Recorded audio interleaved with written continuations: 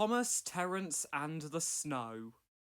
Autumn was changing the leaves from green to brown. The fields were changing too, from yellow stubble to brown earth.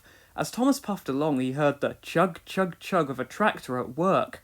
One day, stopping for a signal, he saw the tractor close by. "Hello," said the tractor. "I'm Terence. I'm ploughing. I'm Thomas. I'm pulling a train. What ugly wheels you've got!"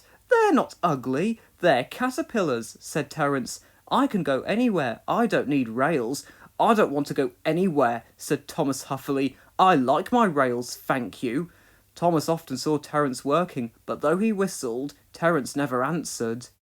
Winter came, and with it dark heavy clouds full of snow. "I don't like it," said Thomas's driver. "A heavy fall is coming. I hope it doesn't stop us." "Huh!" said Thomas, seeing the snow melt on the rails. "Soft stuff, nothing to it."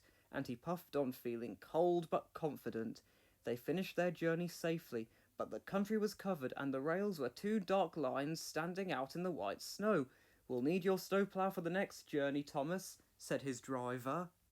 "Huh! Snow is silly soft stuff. It won't stop me." "Listen to me," his driver replied. "We are going to fix your snowplough on, and I want no nonsense, please."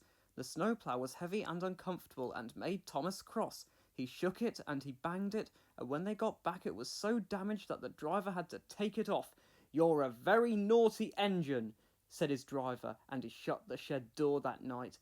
Next morning both driver and fireman came early and worked hard to mend the snowplough properly, but they couldn't make it fit.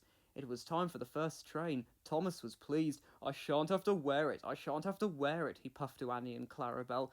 "I hope it's all right, I hope it's all right," they whispered anxiously to each other. The driver was anxious too. "It's not bad here," he said to the fireman, "but it's sure to be deep in the valley." It was snowing again when Thomas started, but the rails were not covered. "Silly soft stuff," he puffed. "I didn't need that stupid old thing yesterday. I shan't today. Snow can't stop me." And he rushed into the tunnel, thinking how clever he was. "Silly old snow," said Thomas, and charged it. "Cinders and ashes," said Thomas. "I'm stuck." And he was.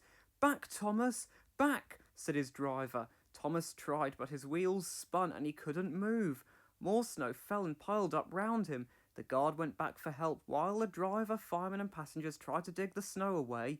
But fast as they dug, more snow slipped down until Thomas was nearly buried.